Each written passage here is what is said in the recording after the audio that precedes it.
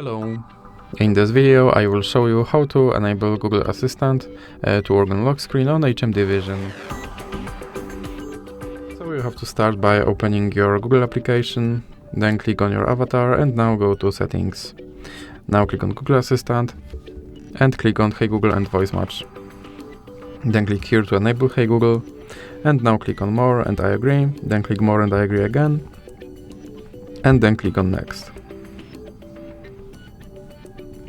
Now click on Retrain Voice Match Model. Hey Google, help me write a thank you note. Hey Google, help me write a thank you note. Okay, let me try that again. Hey Google, help me write a thank you note. Hey Google, what's the weather tomorrow? Okay Google, explain how a rainbow is formed. Okay Google, set a timer for 5 minutes.